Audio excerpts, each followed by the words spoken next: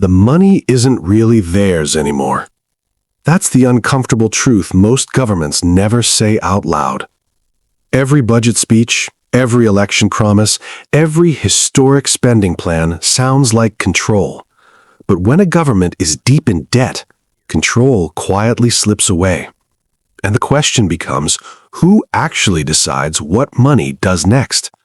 Because right now, global government debt is over $300 trillion. That's not a typo.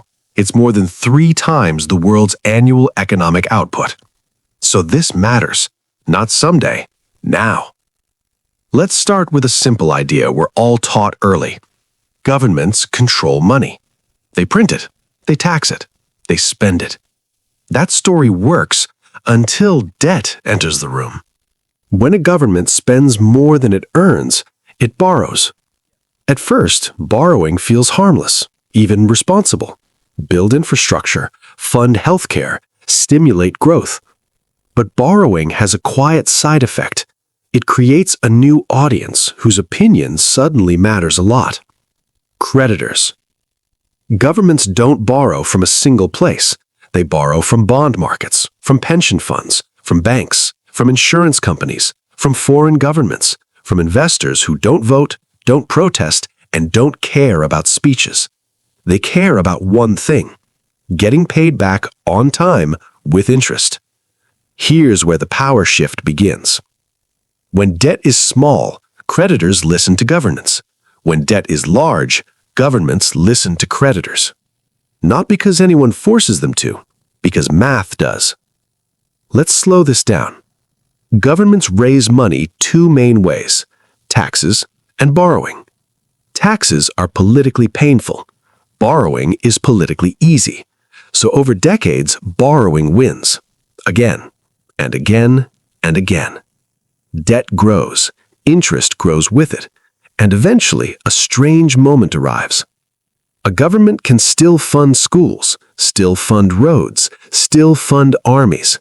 But before all of that, it must fund its debt. Interest payments aren't optional. They come first.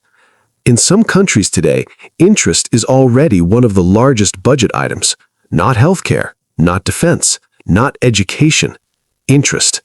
Money paid for past decisions, not present needs.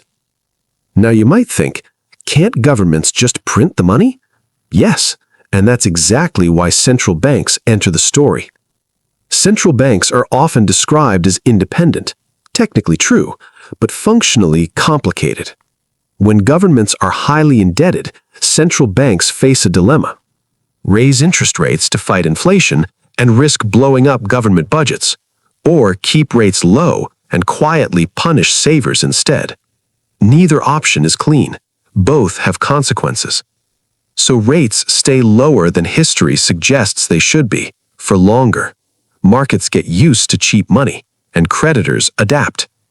Investors don't ask, is this country responsible? They ask, will the central bank step in if things get ugly? That expectation becomes power. Because once markets believe debt will always be supported, governments lose leverage. Here's the uncomfortable part. At high debt levels, governments stop making decisions based on what's best long-term. They start making decisions based on what keeps borrowing cheap next quarter. Policies shift. Spending that creates fast growth beats reforms that create slow stability. Short-term calm beats long-term resilience.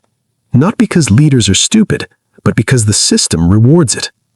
Now let's talk about the quiet winners. Large financial institutions hold massive amounts of government debt. They benefit from stability, from bailouts, from predictable policy. Volatility hurts regular people, but it creates opportunity for those positioned to absorb it. So when crises hit, governments step in, not to protect markets, but to protect the system that finances them. This is why too big to fail never really went away. Publicly, debt is framed as investment, a tool, a lever. Privately, it's a constraint. A government in heavy debt doesn't ask, what do we want to do? It asks, what can we afford to do without upsetting markets? That's a very different question. Now zoom out globally. Some countries borrow in their own currency. Others borrow in someone else's. That difference is everything. If you borrow in a currency you control, you can bend the rules. If you borrow in a currency you don't, the rules bend you. This is why some nations face austerity while others print their way out of trouble. Not morality, not discipline, currency power. And that power shapes the global economy more than speeches ever could. So who controls money when governments are in debt? Not one villain, not one institution. It's a web. Markets that demand confidence, central banks trapped between inflation and insolvency, investors who vote with capital, not ballots, and governments reacting, not leading. Debt doesn't remove power, it redistributes it, quietly, gradually, relentlessly. And the deeper the debt, the harder it becomes to tell where authority ends and obligation begins. Which leaves us with an uncomfortable final thought. If money today is shaped more by past borrowing than future choice, are governments still steering the economy or just trying to keep it from tipping over?